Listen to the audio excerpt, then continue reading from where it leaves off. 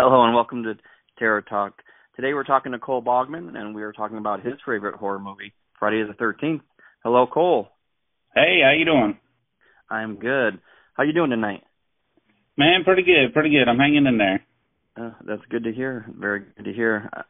So I am talking to you about Friday the 13th. What is it about Friday the 13th that you love so much that you decided to come on to Terror Talk and talk about it? So, the series is my favorite horror movie series of all time, and there's a few reasons for that. I was introduced to Friday the 13th by my parents. They, back in the 80s, my mom was late 20s, dad early 30s. They would rent Jason flicks and put them on, but then they'd be partying with their friends and just leave us out there to watch the movie. So I'd be 5, 6, you know what I mean? And then, watch a Jason flick, go lay down in the bed and, couldn't sleep, be laying there scared to death. Jason was about to pop in the room, you know what I mean? And so that's kind of how I got introduced. And then my grandma, she owned Friday the 13th, the final chapter. She had the VHS tape. I don't understand why she owned that, but she did. And so every time, we went to her house, I would make sure whenever I got a chance, I'd pop that thing in her VCR and watch it.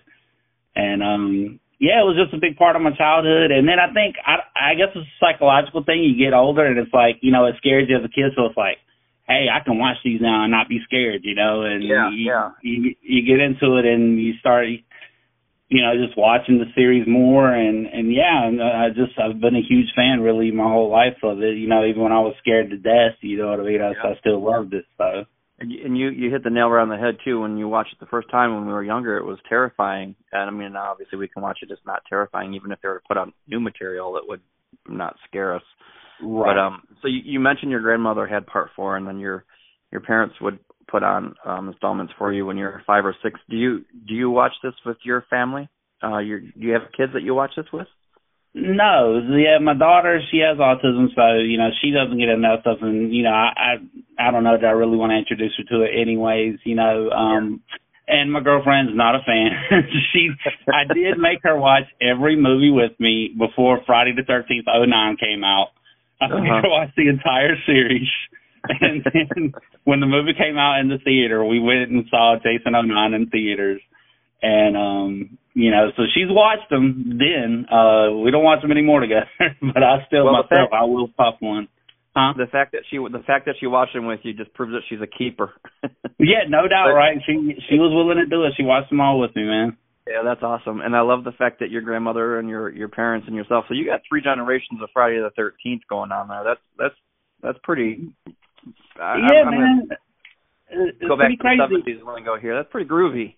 Yeah, man. And I don't, like I said, I don't know why Grandma owned it. I mean, she would actually get on to me. She would be like, "Why are you watching that movie again?" And yes, Grandma. I had some pretty similar experiences with my grandfather. We would watch the Amityville horror movies together, and that was that was pretty cool and something nice to be able to look back on. So was it your family ties or the grandmother memory as to why the franchise is your favorite, or is there some other aspect to why Friday the 13th is your favorite? Well, I think that's part of it. And then when growing up in the 80s and 90s, you had Freddy also, and to me, rather than wanting to be like, hey, I love horror movies, I'm gonna enjoy both of these series. In my mind, it was like, this is Jason versus Freddy. I'm Team Jason. So I was like, fuck Freddy, you know what I mean? I'm Team Jason. And so, that was part of, why I picked that series as, my favorite series, because I felt like it was better than Freddy. And, I don't know. And then I guess, like I say, when you get older, there's that psychological part that's like, okay, this scared me so much, and now I can conquer that fear, and I can watch it, and it's not terrifying me anymore. You know what I mean? But I can still appreciate it. Yes. And I remember being 10 years old and watching part 2 was the first one that I had watched. And I was so terrified. I couldn't watch it. It was that scary for me. Oh, I love part 2 as well. I mean, to me, part 2 has possibly the 2 most iconic scenes of the whole series. When you have, I can't remember the character's name right now, but the one in the wheelchair, when he gets that machete in the face and turns around, he goes down those steps. I mean, that smart. to me, if you were to take a person that never saw film and you wanted to show them one scene, you know what I mean, that wouldn't be the scene you want to show them. And not only that, but the part where all the counselors are sitting around and the camp counselor is like, okay, guys, I'm going to give it to you straight about Jason. And he starts, you know what I mean? Just that scene right there, so it just stands out to me, both of those scenes from part 2. And I feel like they're two of the most iconic scenes of the whole series. And later installment, they show that scene. I believe it was an opening to part 4. I want to say I think it is part 4. It was kind of a montage flashback of the earlier 3 movies. And right. Part 7 had the dialogue voiceover about, there's a killer around here, a killer's buried and not dead. Now, Walt Gorney, who played Crazy Ralph in the original and in part 2, I don't know if you know this or the listeners know this. He did the voiceover for the beginning of part 7. Oh, did he? Yeah, I did not know that. It sounds really different, but I guess when you're an actor, that's what you do. And he's not credited as being. And he didn't even get the credit. Yeah, you would think, and that's why it makes me wonder. Maybe he asked not to. Like Ted White's not credited as Jason in the final chapter, and it was because Ted didn't want to be. So maybe Walt didn't want to be given that credit. And you said, I'm going to jump backwards just a little bit here. You had mentioned a few minutes ago how your girlfriend sat with you all the way through 2009. And it's been that long since we've gotten a movie because of the lawsuit between Cunningham and Miller. Right. If this is ever resolved, then it's probably going to be domestic. If it is, I believe we can do pre-Jason, as a child, no hockey mask.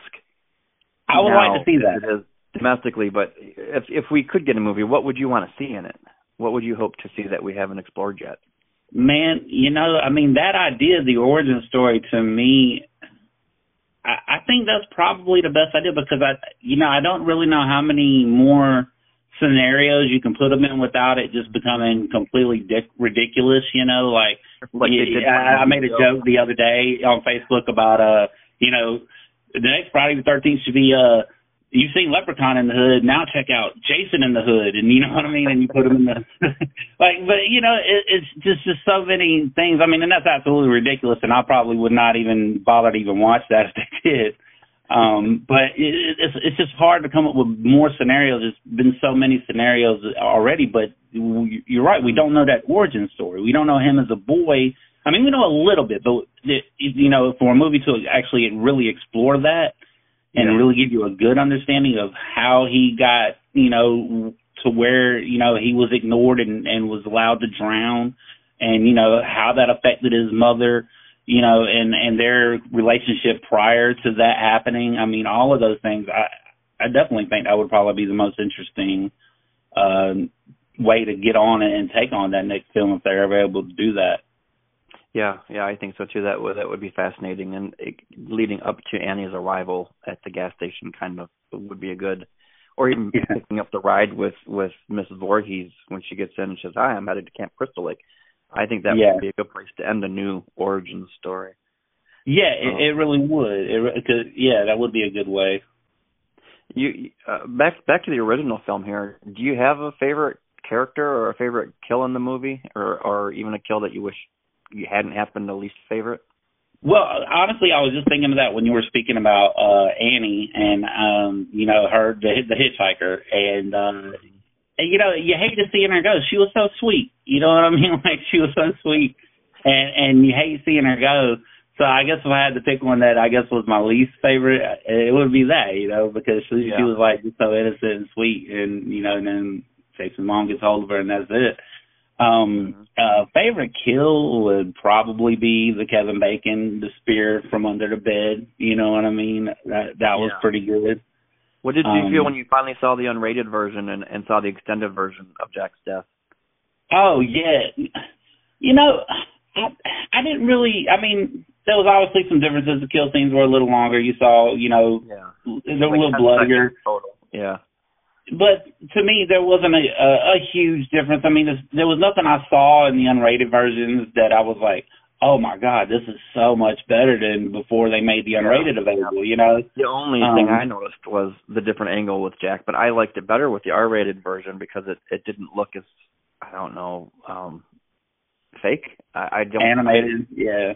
Yeah, I thought it was better. The other 3 seconds of footage. But all credit though to Tom Savini. He did a great job with special effects. And I'm not an expert, but a few of those series, I'm pretty sure he did special effects for. A few of those movies in the series. Yeah. He did the first and the fourth, thinking the fourth was going to be the last. He did that, yeah. Yeah, to me, he is a Hollywood legend as far as that kind of stuff goes.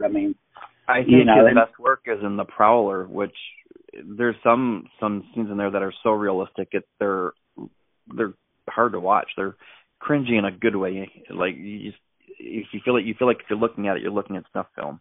He's that good. He is pretty brilliant. He is. He's a legend of Hollywood, in my opinion, in special effects. Mm-hmm. And, some of the things do look fake from the older ones, but, we're talking 1979, 1980s. And, he had to work with what he had, but I thought he did a damn good job with what he had. Oh, yeah, he really did. Really, really did.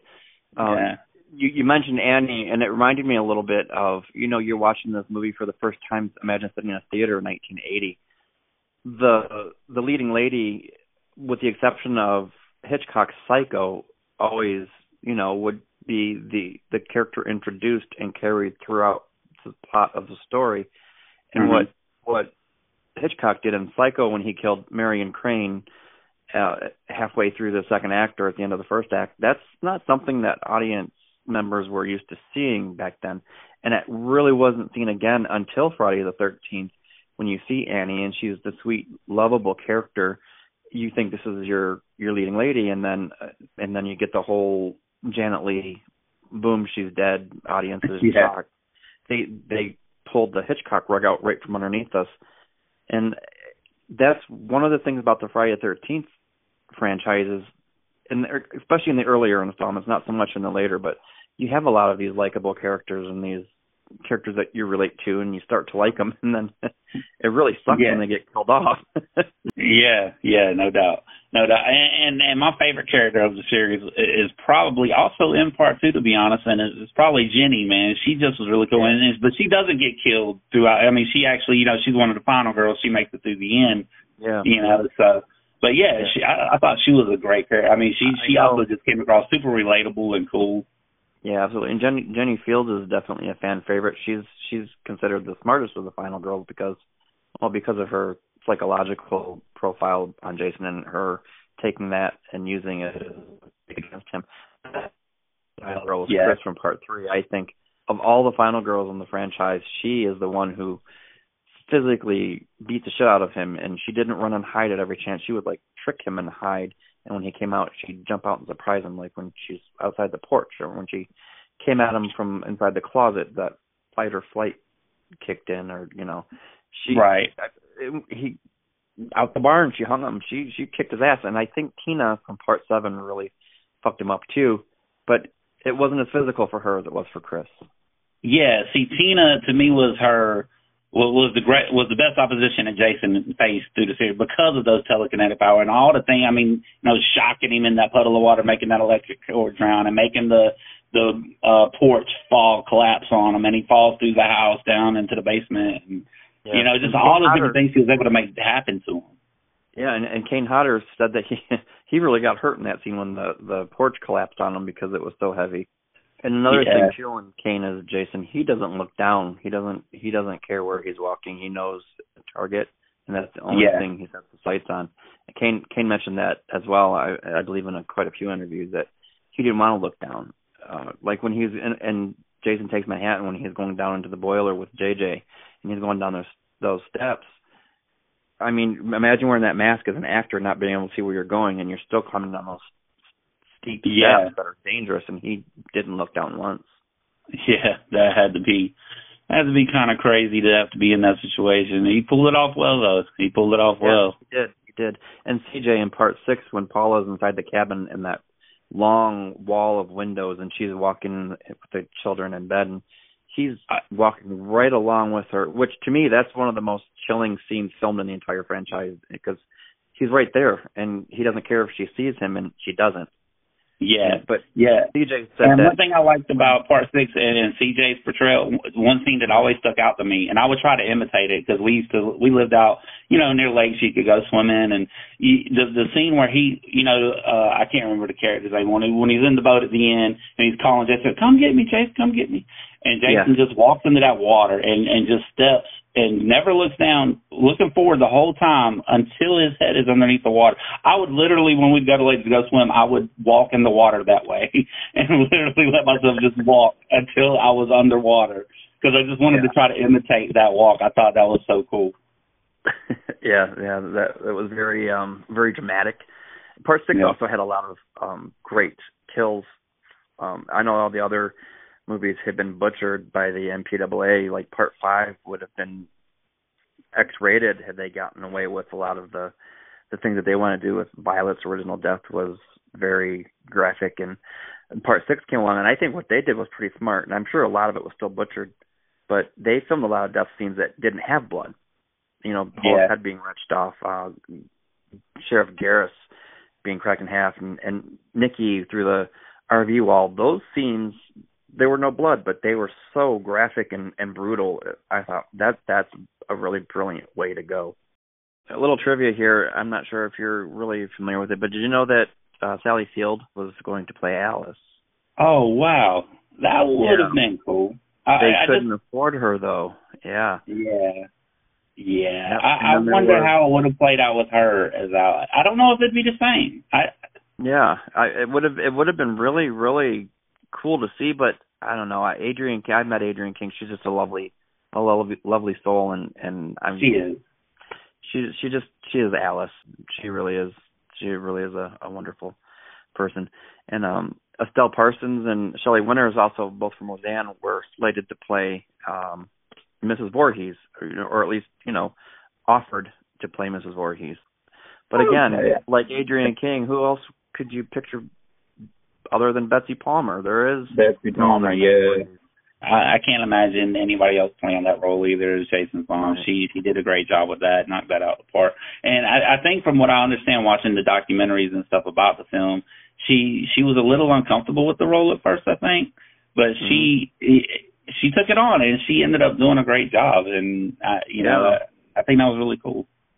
Yeah, Adrienne told the story that they went to a theater years after its release, and they sat in the back, and up to that point, Betsy had always been ashamed of the movie and considered it her dark horse that she didn't like to talk about, and she never understood why people wanted to watch this piece of trash, was the vibe that she gave out. But one day her and Adrienne went to the theater. They were doing a re-showing there, and the audience was getting into it, and it was like Betsy had this moment, and she turned to Adrienne. This is a story that Adrienne told. She just turned to Adrienne and said, "I get it. I finally get it. This is spectacular, and I love this." And then from that moment on, she embraced her role, and she went to conventions, and she loved her fans, and she was all about it at that point. Which I love that. Cool. And I love that she embraced it. And I've been told that this is not true, but it's something that I've heard. I'm not really sure what the facts are on it, but I heard that Kevin Bacon for a long time, if anybody would try to talk to him about Friday the 13th, he'd kind of shoot it down. He never wanted to talk about it. Crispin Glover, the same thing. He didn't want to say, or talk about, acknowledge his role with Friday the 13th. And I've always hated that about him. You know what I mean? You were great. For us that are diehard Friday the 13th fans, we liked you in the movies, and you basically are kind of giving us the whole attitude of, hey, I'm above that. I'm not even trying to talk about it. And it's like, come on, man. It's a movie that you got paid for. You spent the money, I'm sure. Don't be ashamed of it. You know what I mean? Before I let you go, I want to ask you one quick question. What is about the horror genre that you love so much? Well, I guess it just kind of goes back to the whole psychological aspect of it. It used to terrify you when you were young, and now you can watch it and you don't get that, I guess it's a feeling of power, or I don't know. It's just like, hey, I can watch these now, and you know what I mean? I'm not terrified anymore. I don't know if that's a part of it. But you still, you like seeing the thrills. You like seeing the kills. You know what I mean? You like just, I don't know, just that plot and not knowing, what's going to come next. And a lot of them, there's always a twist typically. And, just knowing or not knowing really what to expect next. Well, I thank you, Cole, for coming on to this episode of Terror Talk and discussing Friday the 13th. Yeah, I appreciate it. It's been really cool. And, yeah, absolutely. Man, thank you. All right, you're welcome. You have a great night and take care, and we'll see you around. Same to you, man. Talk to you later.